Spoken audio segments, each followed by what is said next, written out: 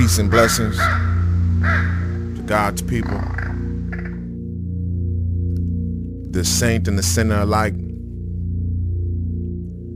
I really wanted to talk to you today concerning the scriptures and understanding for self the importance of searching out the scriptures for self, as opposed to taking what someone tells you and making their interpretation absolute.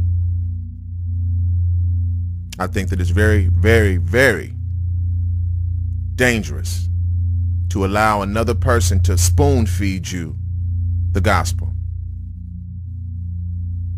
In Hebrews chapter 8, it was made clear to us that he would write his word on our hearts and on our minds. It was made very clear, it was made abundantly clear that this would take place.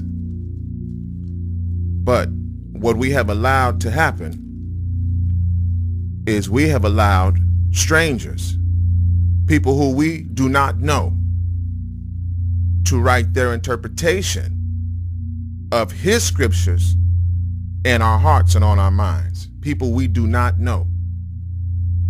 Strangers. Even as you listen to me, you don't know me. You don't know what I did before I came. You don't know what I will do after I go. I am a stranger to you.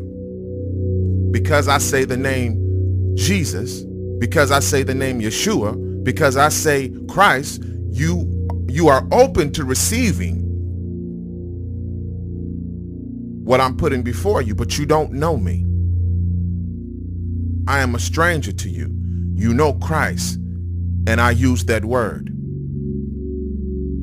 Or should I say you strive to know Christ? You strive to know Yeshua, and I say that name. You strive to know Jesus, and I say that name. You strive to know your Father, Yahweh, and I say that name. You strive to know God, and I use that term. So for some reason, you open yourself up to willingly receive what I give as though you know me, but you do not.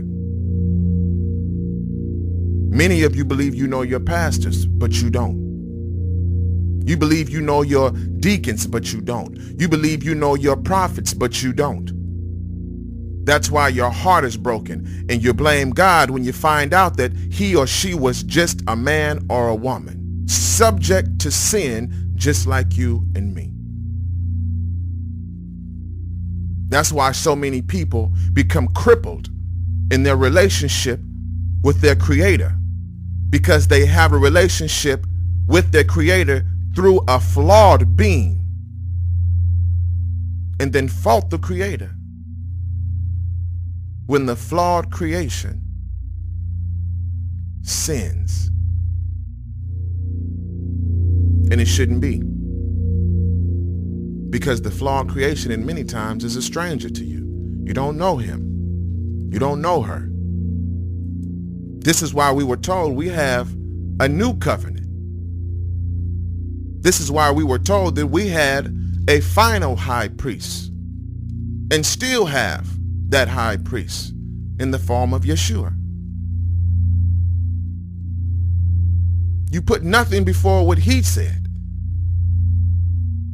You don't follow what another person has told you without going back to find out, well, what did Yeshua say concerning that?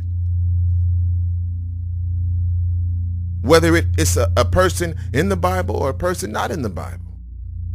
You should make it a habit. You should make it your practice to compare what's being said to what Yeshua said.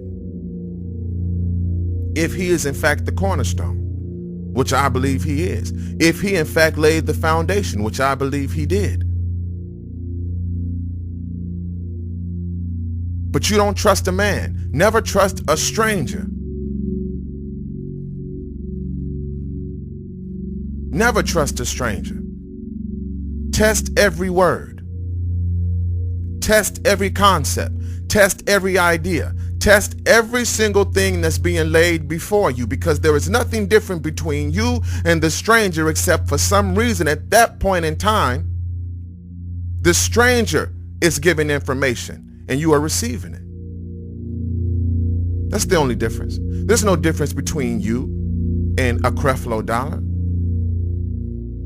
Now keep this in context. What I mean by there is no difference, I mean that he did not receive any greater of a revelation than you could receive if you spent just as much time in the word as he does.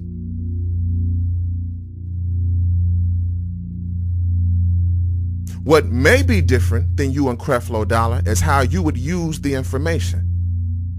What may be different between you and a T.D. Jakes or a Juanita Bynum is how you would use the information. Is how you would use that information to gain substance for either self or for God's people. Whether or not you would create your own little kingdom by which you rule your citizens and you control your resources and you set in place who you want to set in place based on favoritism as opposed to anointing.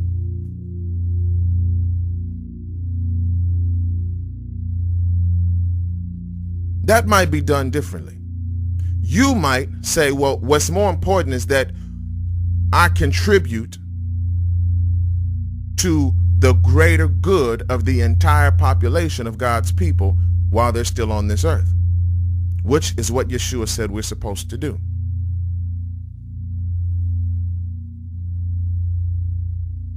So there is no difference. If you spend just as much time going through the scriptures as others, then before they had a chance to give you incorrect interpretations, your Father would give you correct interpretations that would deflect any corruptible thing that was brought to you by a stranger. To be exact, in Hebrews chapter 8, verse 10, it says, "This is the covenant I will make with the house of Israel after that time, declares the Lord. I will put my laws in their minds and write them on their hearts. I will be their God and they will be my people. No longer will a man teach his neighbor or a man his brother, saying, know the Lord, because they will all know me, from the least of them to the greatest. For I will forgive their wickedness and will remember their sins no more." By calling this covenant new, he has made the first one obsolete. And what is obsolete and aging will soon disappear. Now I want you to really look at verse 11. No longer will a man teach his neighbor. No longer will a man teach his neighbor. No longer will a man teach his neighbor. Why will it be important for this to stop, for this practice of another person teaching you? Why would it be important to discontinue the practice unless the practice itself opens you up to corruption? Why wouldn't your Father want to deal directly with you? The veil was torn. When Christ was crucified, the veil was torn. It symbolized your ability to go directly to your Father. So if you continue to try to get to your Father through the teachings of men, then what was the purpose of the veil being torn? What was the purpose? In Matthew 23, it discusses several woes, W-O-E-S, several woes. It starts with saying, "Then Jesus said to the crowds and to his disciples, the teachers of the law and the Pharisees sit in Moses' seat," meaning they have a place of authority over the people. They have a place of absolute authority over the people because they have been presented as those who hear from God, those who speak with and then return and relay information to man on God's behalf, as did Moses. They helped to keep the law in place.